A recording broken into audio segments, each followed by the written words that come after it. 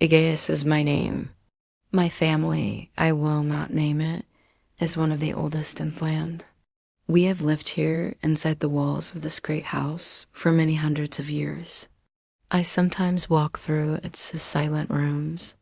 Each one is richly decorated by the hands of only the finest workmen, but my favorite has always been the library.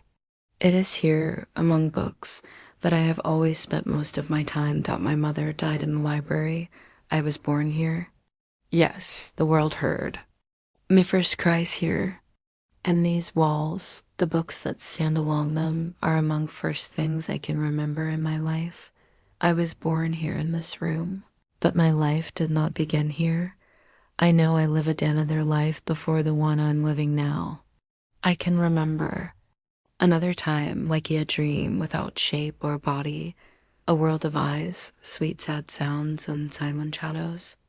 I woke up from that long night, my eyes opened, and I saw the light of day again, here in this room full of thoughts and dreams. As a child, I spent my days reading in this library and my young days streaming here.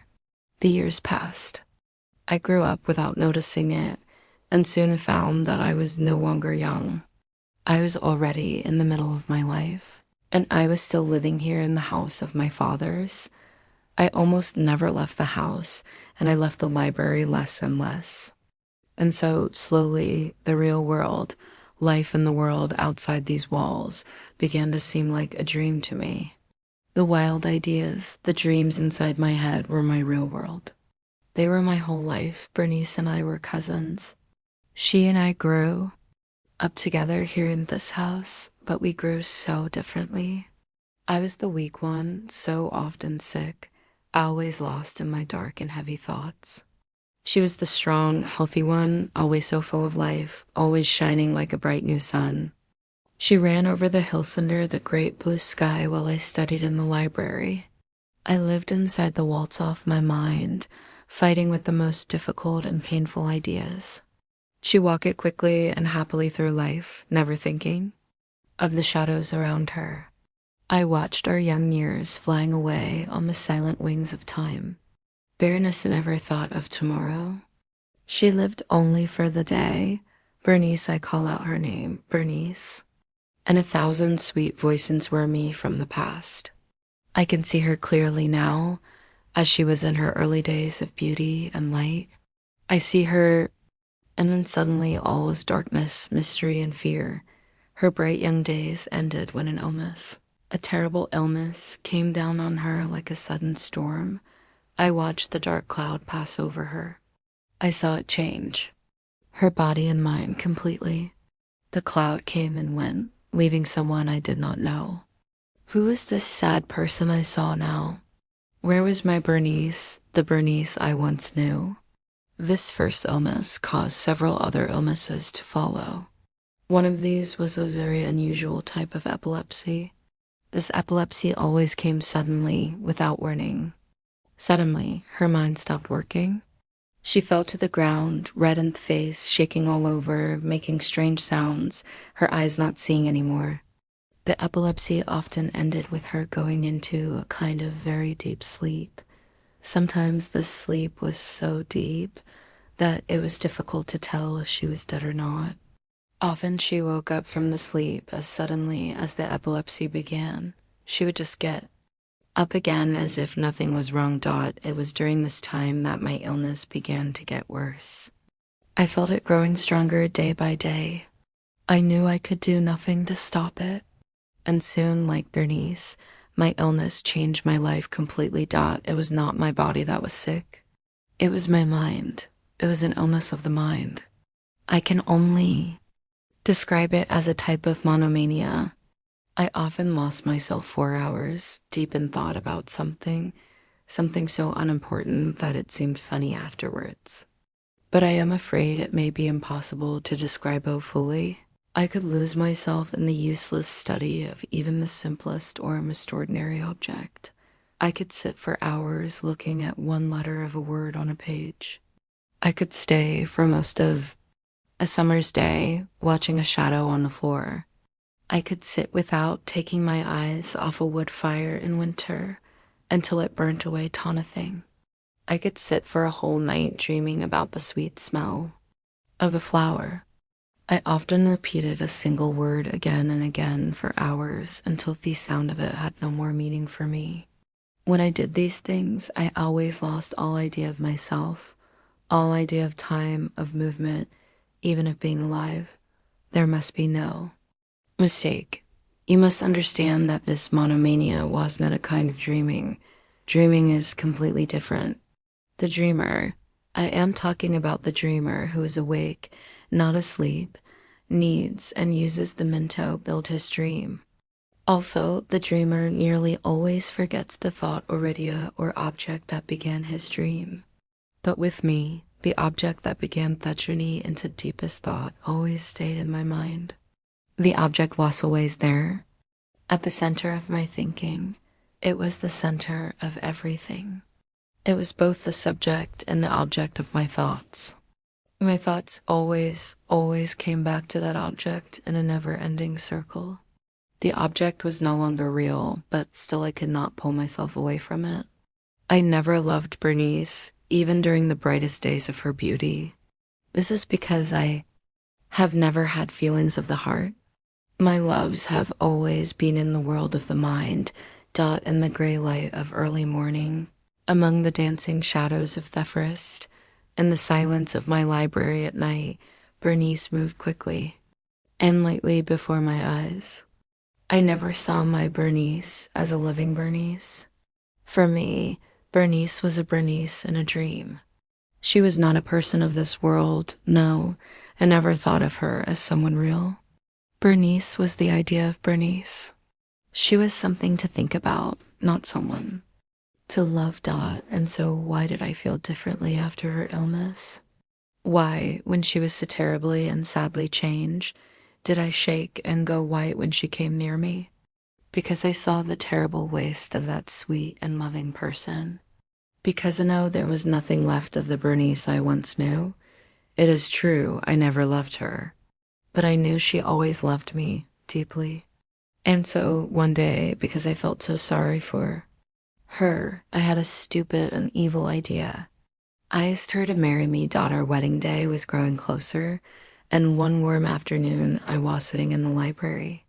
The clouds were low and dark, the air was heavy, everything was quiet. Suddenly, lifting my eyes from my book, I saw Berenice standing in front of me.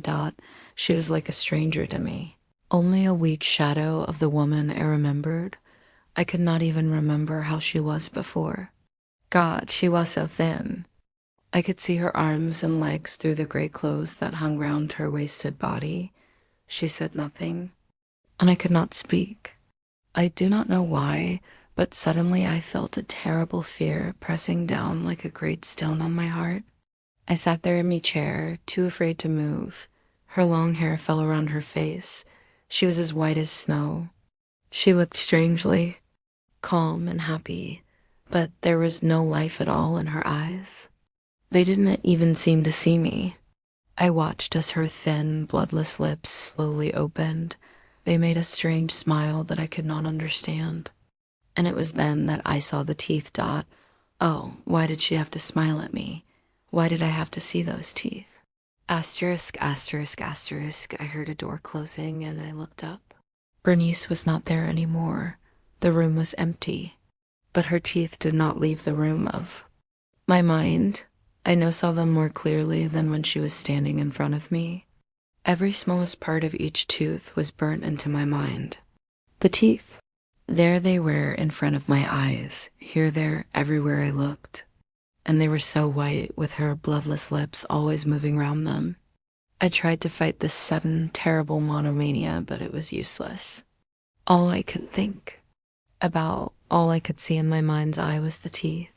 They were now the center of my life. I held them up in my mind's eye, looked at them in every light, turned them every way. I studied their shapes, their differences, and the more I thought about them, the more I began to want them. Yes, you wanted them. I had to have the teeth. Only the teeth could bring my happiness, could stop me from going mad. Evening came. Then darkness turned into another day. Soon a second night was falling, and I sat there alone, never moving. I was still lost in thought, and that one same thought, the teeth. I saw them everywhere I looked, in the evening shadows, in the darkness in front of my eyes. Then a terrible cry of horror woke me from my dreams. I heard voices and more cries of sadness and pain. I got up and opened the door of Felibri. A servant girl was standing outside, crying. "Your cousin, sir?" she began. "It was her epilepsy, sir. She died this morning. I looked out of the window. Night was falling, ... single quotes. "We are ready to bury her now," said the girl. I found myself waking up alone in the library again. I thought that I could remember unpleasant and excited dreams, but I did not know what they were. It was midnight. They buried Berenice soon after dark. I told myself again and again. Booty could only half remember the hours since then, hours full of a terrible unknown horror. I knew something happened during the night, but I could not remember what it was. Those hours of the night were like a page of strange writing that I could not understand. Next, I heard the high-cutting scream of a woman. I remember thinking, what did I do? I asked myself this question out loud. And the walls of Felibri answered me in a soft voice like mine. What did you do? There was a lamp on the table near me, with a small box next to it. I knew this box well. It belonged to our family's doctor. But why was it there now on the table? And why was I shaking like a leaf as I looked at it? Why was me hair standing on my head? There was a knock on the door.